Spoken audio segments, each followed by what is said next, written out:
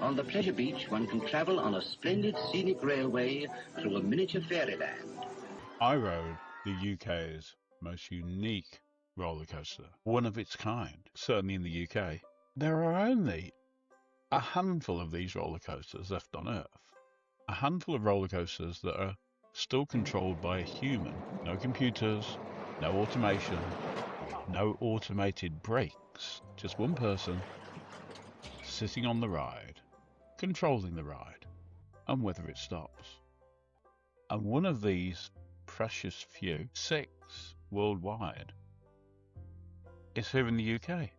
We had 2. Unfortunately, as most enthusiasts will be aware, Margate Funland made the decision and announced that the scenic railway in Margate would not be reopening and would be standing, because it is a Grade 2 listed building, in the same way that this particular ride is a Grade 2 listed building. And so Margate will be standing, not operational. And while there are battles going ahead, and the council are asking where all of the money that was put into the park in order to protect the future of the park and the scenic railway has gone, and potentially asking for it back, which could be a spanner in the works. But at this moment in time, the only operational ride of this type is in Great Yarmouth, and it is now nearly 100 years old.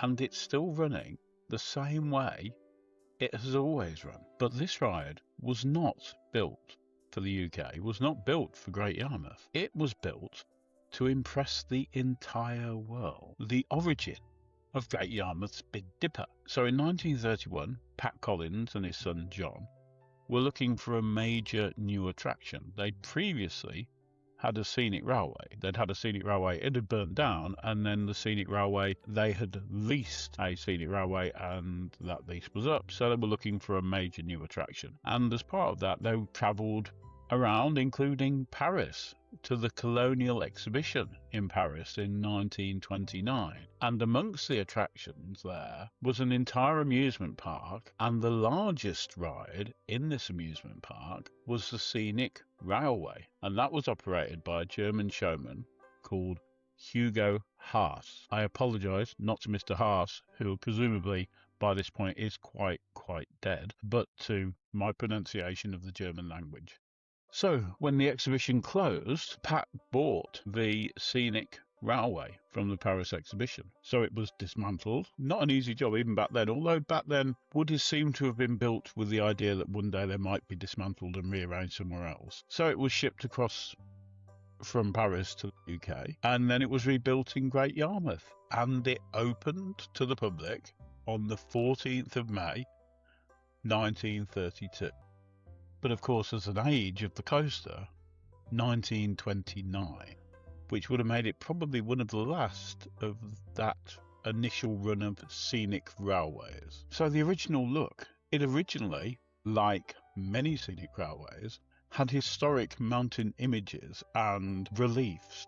So it didn't look as it does today, the big blue cladding. Like many scenics, it was covered in plaster and concrete, creating valleys and mountains and bridges and windmills and a full mountain landscape as dreamed up by someone who had clearly never been to any mountainous areas of Scandinavia.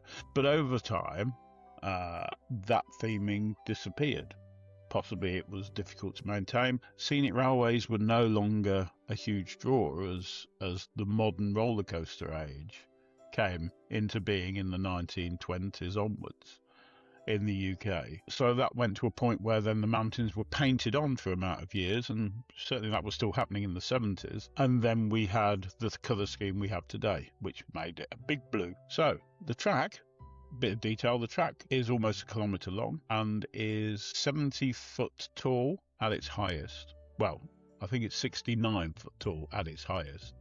Multiple trains, are actually 5 trains, however, I believe only 3 are currently operational, and each of those trains can carry up to 30 riders, and each of those trains, unladen, without passengers, is approximately 3 tons in weight. This is often described as a side friction coaster, which is not an entirely accurate description. The train runs on flanged on top of the track. There's nothing physically clamping them down. There's nothing keeping the train on the track other than its weight and the brakeman. This is why speed becomes critical in the operation of one of these trains like the Big Dipper. If it's too fast, forces increase. Too slow, the ride loses momentum and potentially values. And that's why the brakeman or brake person is so essential in these rides. Sitting between the first and the second cars on each train, they manually control the speed of the entire train, adjusting it in real time, depending on an awful lot of circumstances. How warm or cold it is, whether it's raining, how long the train has been operational for, the weight of individuals in the train, which will need to be adjusted on every single run. Of course, this means no two rides are ever the same. At the weekend, I did a number of trips on the Big Dipper, and had 4 different brake persons running the ride, and every single ride was different. Unlike more modern roller coasters where rides are similar, I mean, they get quicker as the day goes on, and in some weathers they can be quicker and some weathers they can be slower, but essentially every ride will be the same. On this, literally going on one ride to going on another one 5 minutes later, the experience was different. The ride begins with 2 major drops, including a head chopper moment, which is where the train dives beneath its own structure. This is followed by a series of hills and bunny hops, which deliver strong airtime throughout the train. Over what is now almost a century, an awful lot of the ride has been or would have been replaced, becoming a ship of Theseus, or in modern vernacular, Trigger's broom. The question becomes, is this still the same roller coaster, or is it just something that's been rebuilt over a period of time? Is any part of it still original? Should it even be Grade 2 listed? Well, the element that is certainly the same is it is the same layout. It is the same fundamental structure. Yes, elements of it would have doubtless been replaced over the years. One of the benefits that the Great Yarmouth roller coaster has over the Woodies of Blackpool, which are both on the coast, both exposed, is that the roller coaster at Yarmouth is protected by the steel panelling, which is blue, mostly blue. There's a horrible grey bit round the back towards the beach that if you didn't walk around the back you wouldn't have seen, but I did, and here's probably a picture.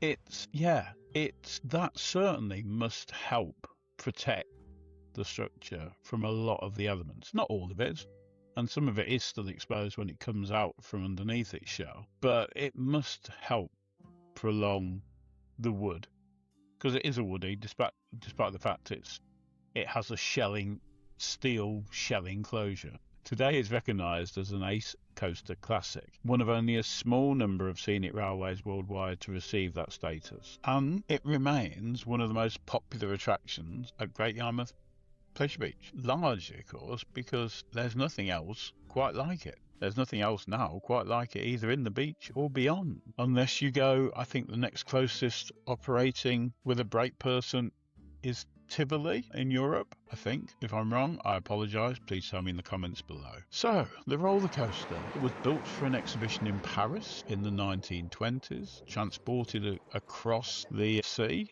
to the UK, and is still running today, nearly a century later. And it's not controlled by computers, it's controlled by a person. And that's exactly why it still matters today. These things are unique, and as I often find myself saying, we should be cherishing these rides while any of them still exist, because over the last 50 years the number of classic roller coasters, especially classic woodies, that have disappeared, never to be seen again, grows year by year. I've been Mark Logan. This is Park Spectre. If you've enjoyed this, please consider giving me a like, subscribe, and drop us a comment below. Until next time, I will see you on the park. Laters.